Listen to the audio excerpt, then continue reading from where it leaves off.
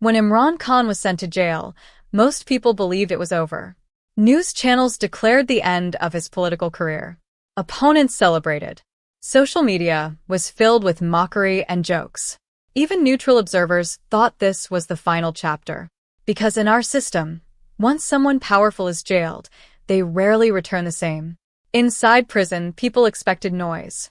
They expected emotional statements, secret negotiations, or at least some sign of desperation. But instead, there was silence. No interviews. No public messages. No reactions. Just quiet. And strangely, that silence started to make people uncomfortable. Days turned into weeks. Media attention slowly faded because there was nothing new to report. No controversy, no drama. But outside the prison walls, something subtle began to grow. Questions. In universities, students started discussing. Why is he so quiet? Among friends. Why hasn't he made a deal? On social media. Something doesn't feel right. The silence was no longer empty. It was creating curiosity. Inside the cell, reports suggested a completely different story. He wasn't broken. He followed a strict routine. Reading history, law, and politics. Writing ideas and strategies. Staying disciplined and focused. Prison didn't weaken him. It gave him time. Time to think. Time to plan. Time to understand the system more deeply than ever before. Rumors began circulating that he was offered deals. Early release in exchange for silence. Political compromises. Agreements to step back.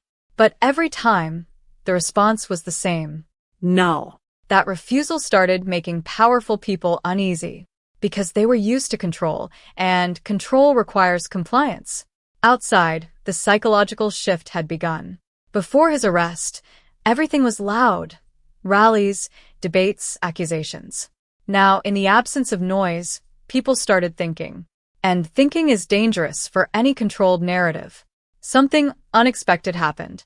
People who once criticized him started saying, "We don't support everything he did, but this doesn't seem fair."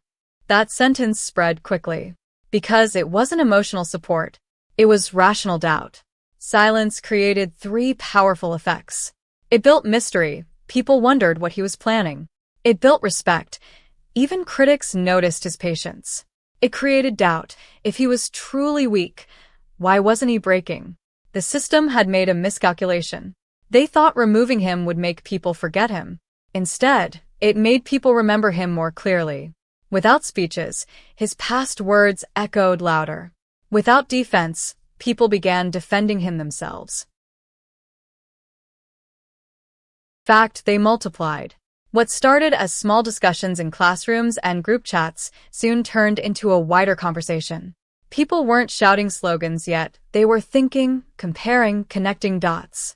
And once people start connecting dots, things begin to fall apart. Meanwhile, outside the prison walls, the people in power grew more confident, at least on the surface. They gave interviews, held press conferences, and acted as if everything was under control. They repeated the same lines again and again, trying to cement the narrative. But there was a problem. The more they spoke, the more contradictions appeared. Policies started failing. Economic pressure increased. Old corruption cases, once buried, started resurfacing in discussions. At first, it was dismissed as routine criticism. But then something unexpected happened. A leak. Not rumors. Not speculation. Actual documents. Late one night, files began circulating online. Contracts. Financial records. Transaction histories.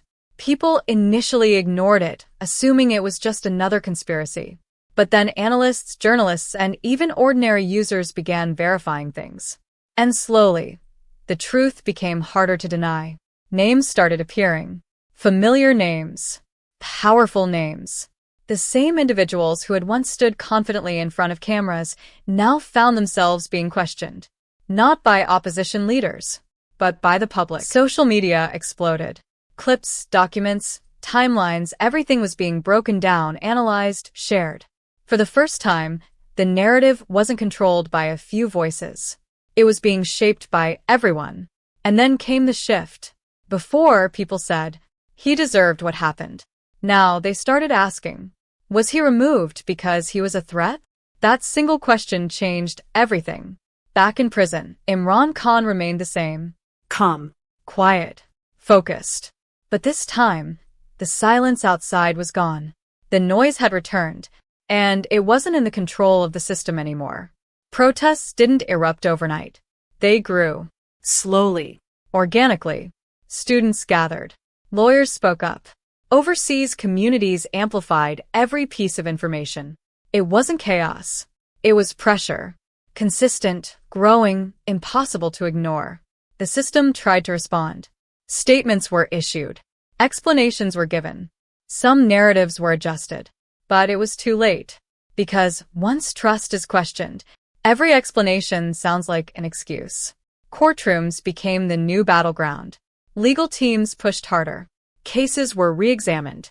Decisions that once seemed final were now being challenged again. And all of it was happening under public attention. Nothing was hidden anymore. Then one day, the announcement came. Quiet at first. Almost unbelievable. He was being released. No dramatic build-up. No grand event. Just a confirmation. And within minutes, it spread everywhere. When he walked out, people expected anger. After everything that had happened, it would have been understandable. But instead, he looked composed. Measured. Different. That moment confused everyone. Because this didn't look like someone returning for revenge. This looked like someone returning with a plan. And that's when people began to realize the real story hadn't even started yet. Fire.